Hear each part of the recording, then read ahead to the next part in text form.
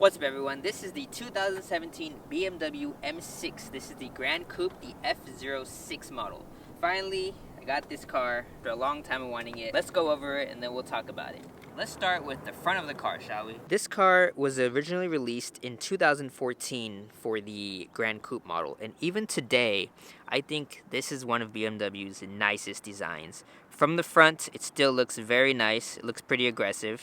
The 2015 and newer models had a slight refresh on the headlights, so this has the new LED style lights, which are really cool. Looking at the front, the grille has a nice little M6 badge. We'll see a lot of those. And this grille design is very nice. It doesn't have that super big grille on the newer BMWs, which I like better. I like these better, the old style. Looking at the wheels, these are the wheels that this car comes with.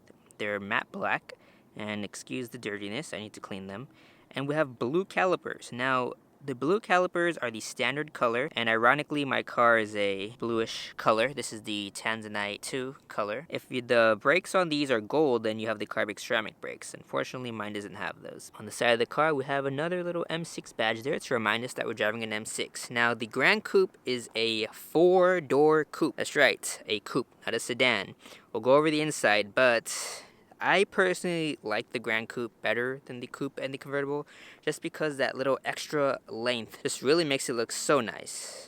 As you can see, the lines on the car are just very nice and everything fits in so well. If you've seen the new M8, a lot of people were saying how it kind of looks like a Mustang on the side. On top, we have a carbon fiber roof. This is to reduce weight, so there is no sunroof option on these cars, so that's what you get. Back of the car, it still looks decent, but the front aged a lot better than the back did. So I think the back still looks pretty nice. If you're behind this car, you're probably gonna know, like from afar away, that you drive that's an M6. Most other BMWs, like the other, 3 Series, 5 Series, and all that, I mean, unless you really know about your BMWs, you're not gonna really know the difference between them. But this car, I feel like, has a really unique back, and I personally like it. We'll go over what this does in a second, but yeah. It has a quad exhaust. Oh, one thing to mention. There's a competition package and a non-competition package. This is the competition package. The easiest way to know between a comp and a non-comp is the exhaust tips. They're black on the competition model. So as long as the car, so as you can see, those are black. Or at least they should look black. But yeah, that's how you know the difference between a comp and a non-comp. So this is the competition model. I would have it no other way. If you plan to tune the car, that probably doesn't matter as much to you, but I don't really plan to tune this anytime soon. Maybe not for at least 2-3 years, but we'll do some other stuff to it in a bit. Don't worry about that. Alright, since we're already back here, might as well show you guys this right now. So if you actually open this like this, the trunk opens. Now, this trunk opened up all the way, and that doesn't normally happen. 99% of the time, the trunk doesn't pop open. And if you have a 6 Series or an M6, and your trunk does not pop open like this did today, your struts need to be replaced. My dealer told me that this thing is all normal. It's not supposed to open by itself. That's BS. It's supposed to open by itself. And be sure to subscribe because, as you can see, there's only one button here. This doesn't have the automated locking system. It just has a standard strut. We're going to be converting this to the 7 Series style automated tailgate with soft close. That's the next video. Be sure to subscribe. We'll have 2 buttons here next time you see this car. Overall trunk space is pretty good. For a sports car, this is actually a pretty good sized trunk. You have your netting here, and then you have either ski pass there. Both seats go down, so we'll look at that in a second. Then you have some more anchors down there, and then over here we have a little, cubby here for more stuff. Like I said, press this locks the car. It's not automated. You have to close it manually, but we'll be sure to change that a little bit. All right, so let's look at the engine. But before that, you can tap here to lock the car, and then you can just hold your hand here to unlock the car, which most BMWs have nowadays. The interior is really nice, but before we go over the interior, let's open up the hood. Alright, so this car has a 4.4 liter twin turbo V8, and that thing looks really nice. Except for it really doesn't because it's dusty AF right now. But don't worry about that, we'll clean it later. Anyways, that's how the engine compartment looks. Got that nice little M cover right there. Wow, that's really dusty. Really need to clean that later. Anyways, so because this is a twin turbo engine, there are lots of tunes for this car, and you can get power out of these pretty easily without having to do too much. I have factory warranty still. I have an extended CPO warranty. I'm not going to be modding the engine in any way right now. The car has 600 horsepower, and a lot of people say that's conservatively rated. Definitely feels like 600 horsepower when we step on it. We'll go for a drive for that later, but yeah. Alright, let's look inside the interior. Now let me just start off by saying that this is probably BMW's best interior design on any car that I've seen, any of their cars. I've seen the M8 as well, you know, the old cars, and I just think this is just my favorite design. So let's go inside and take a look.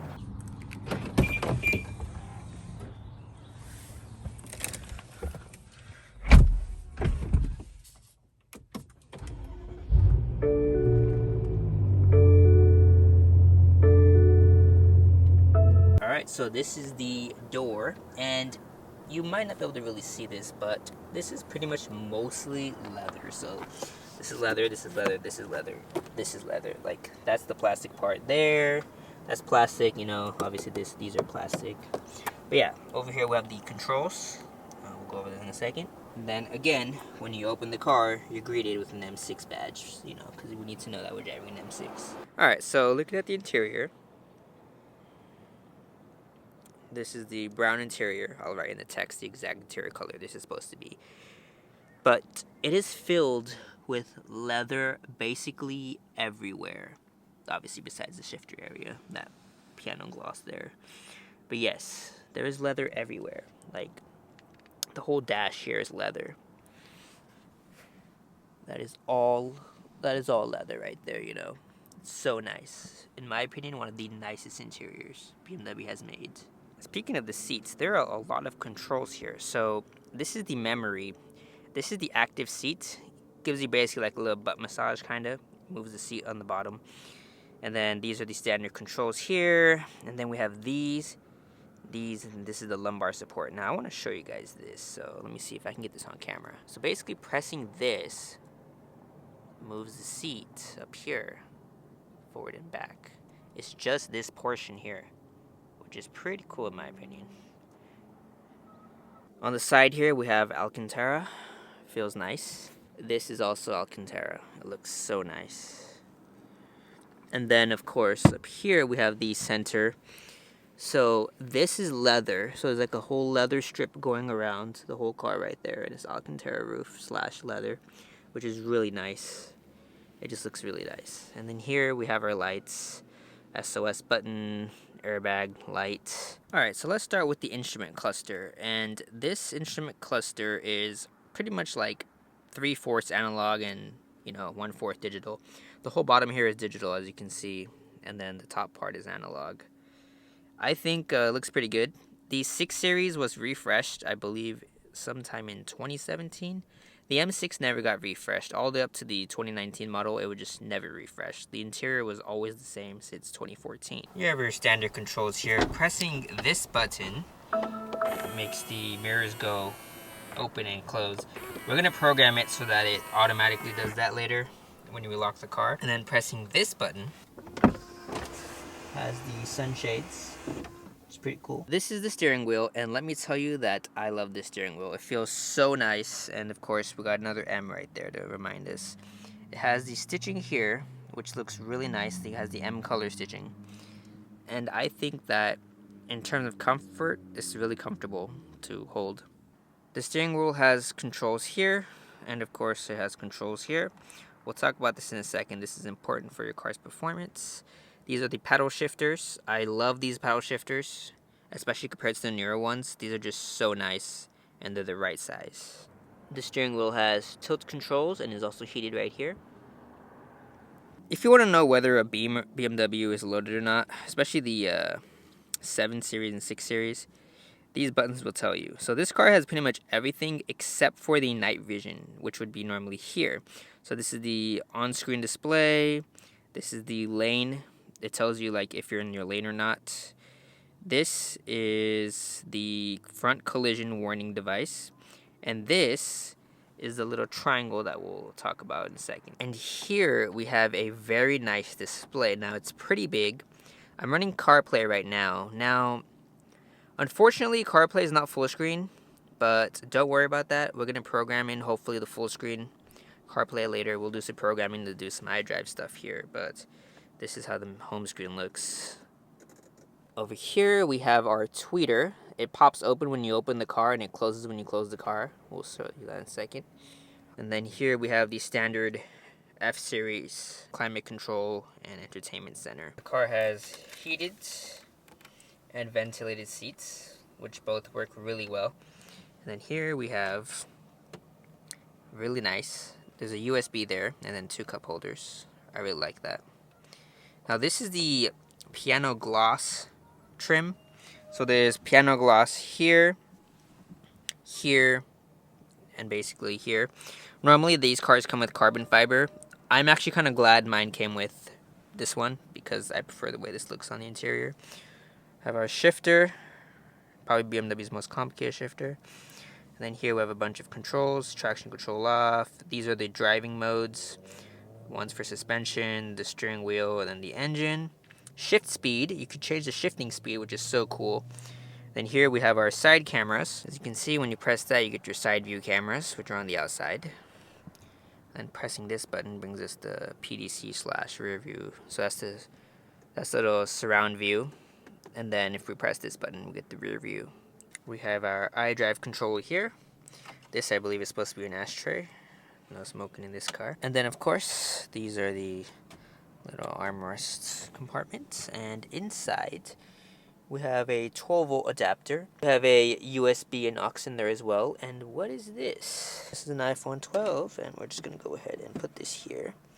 That is the wireless charger, so it wirelessly charges your phone. And of course, we got our glove box here, decent size. Alright, so this is the iDrive system. I want to show you guys something important here. So this is the mDrive. And here you have your options. So this is the M1, M2 button on your steering wheel. And basically this is the traction control, whether you want it on, off, and this is kind of like an in-between. Careful with changing these. Engine, so there's efficient, sport, and sport plus, and then chassis, steering. You want to make sure the engine is on sport plus for your M1 or M2 if you want the best out of your engine.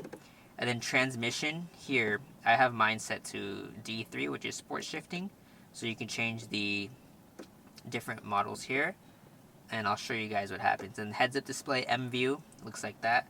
So the heads-up display, I don't know if you'll be able to see it. So that's the heads-up display right there. And then if I go to my M mode, it looks like that, which is pretty cool. So one of the coolest things about the 6 Series is when you put the car in reverse, as you can see, the camera comes out, which is pretty cool. So another cool feature that these cars have is the soft closing door. So if you don't close your door all the way, it'll close it for you. Got the nice Gran Coupe logo right there. So let's take a look at the back. So these are the sunshades. They're powered.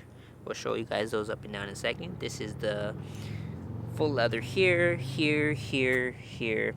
Then we got a little cupboard there, piano gloss finish, speaker, you know. Then these are the controls. So this button, pressing this would bring this down. Goes in, and then you have the full window. No tint needed. Alright, so we got the interior. Let's go inside.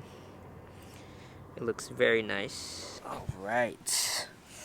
So, if you're in the back seats, you have your climate controls here. Now, the back seats are heated, which is really nice. I'm so glad this car has heated seats. They're not ventilated, unfortunately. And unfortunately, there's no, adjustments, so it is what it is. In the middle here, this part can come down like this. So this is the little compartment here. And then, of course, these are the cup holders right here. Not the greatest cup holders, but better than nothing, I guess. And then, of course, we have our little ski pass here. Goes into the trunk. This car is supposed to seat 5 people. So, obviously, the 2 people in the back should be decently comfortable. I mean, the person in the middle has to sit in an uncomfortable position. There's decent leg room. I mean, I'm sitting pretty comfortably, not too bad. But I'm not that tall, so maybe a taller person will have bigger issues, especially hitting their head on the top of this. If you're really tall, that might be an issue. So if you're sitting in the middle, it's not like super comfortable, but at the same time, like, okay, yeah, it's pretty uncomfortable. So yeah, for 5 people, it's not gonna be comfortable. For 4 people, it's pretty comfortable. It's 4 doors, And then here we have the airplane style lights. You can actually move these around, which is pretty cool. You know, the reading lights, and then these are the controls for it. All right, so let's go ahead and start the car, go for a drive. I'll show you guys how the exhaust sounds. I don't know if it's gonna sound good in the microphone, but let's see how it sounds.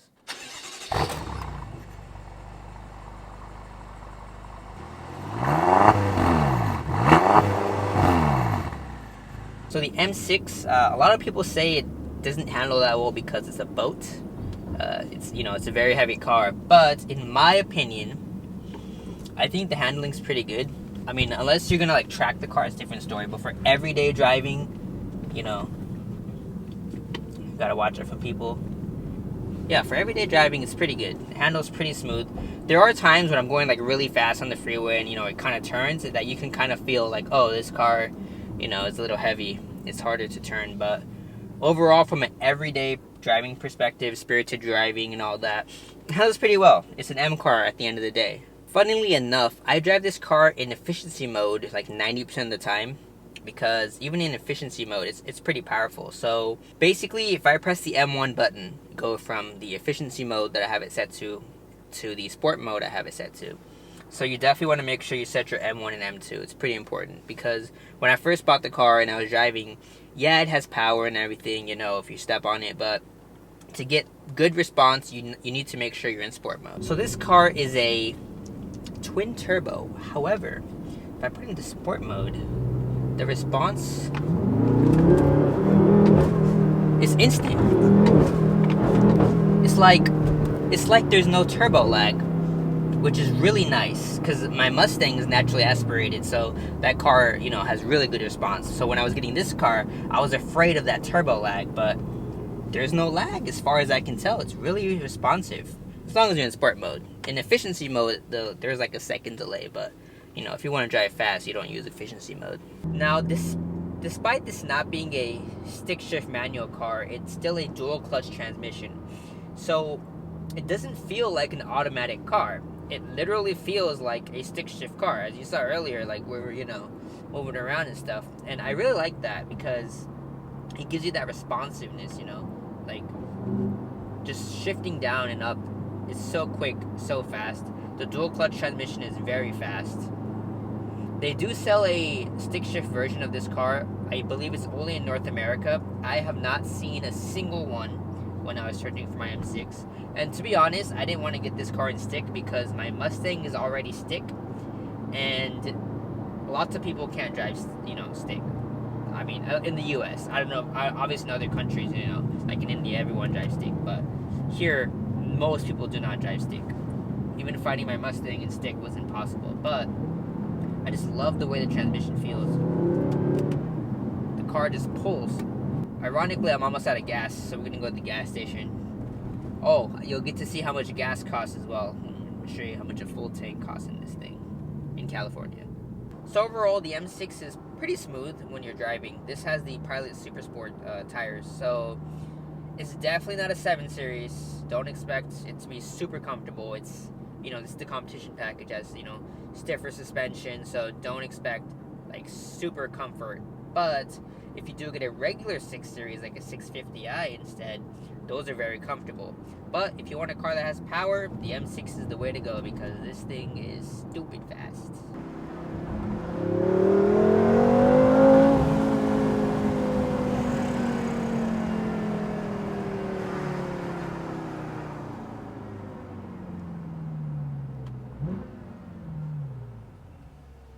So in terms of power,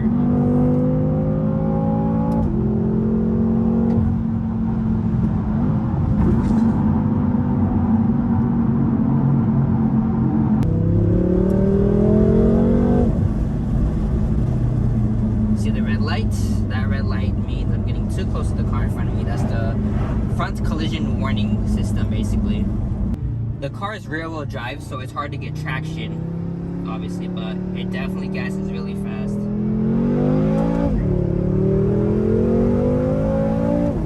We're already going 70 miles an hour from that. So when you stop the car, you get this message, because the car is basically in neutral, and there's like really no way to put it into park. So basically what you're going to do is you just press this one more time, and then that's it. Goes into park, and it's off. The car said it had about 7 miles left, and we spent 81.77. That's with the 4.19 gas. So yeah, try to get wrecked if you drive these cars. Now, one of the coolest features is, if you turn this, I don't know if you can see those bushes over there, but the headlights actually turn with the steering wheel, which is pretty cool. Looking at the inside of the car at nighttime, there is a light around the speaker, which is pretty cool.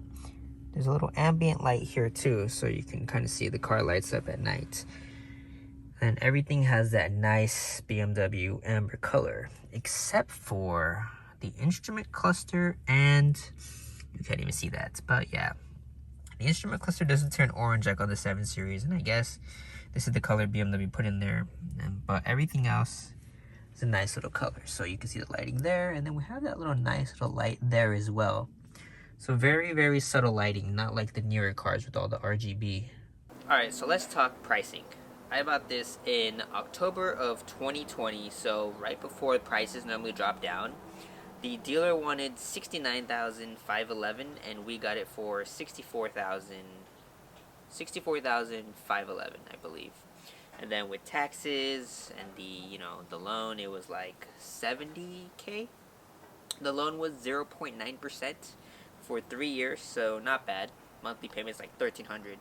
But a really easy way to get these cars is get the 2014 model, the 14 or 15 model. They're much cheaper. They're in the 40Ks, 45,000, 50,000, They're around that price. And they're basically the same car. Literally, from 2014 to 2019, all they changed was the headlights and the iDrive system was upgraded. That's it. Everything else is identical. Like, everything inside is identical. This car was never refreshed like the 6 Series was. Like, those cars were refreshed, but the M6 was never refreshed. So, yeah, definitely look out for the 14s. They're much cheaper, way more attainable, pretty much same engine. My dog's playing with his toys in the back. We're taking video, okay? But I got mine from a dealer, so I have 1 year warranty left until 2021, and then another CPO warranty until 2022. So this car is pretty much covered for most issues for 2 years. And I like the color, I like the interior color, I like the exterior color, so I definitely wanted this car. Most of them are black on black. I don't like black interior cars anymore that much. At this price point, there are a lot of alternatives. You can get a lot of different cars, so it doesn't have to be an M6. I just wanted an M6. But be sure to subscribe because this came all the way from Korea. This is the automated trunk with soft close. This is the kit, and I'll make a video on this next, so you guys will see that. But that's for later. Anyways, if you have any questions about the car, let me know in the comments. Be sure to subscribe. We'll have a couple more M6 videos coming. I might do an interior cleaning video because we have this car in the 7 Series, and now we have a 5 Series. So, yeah.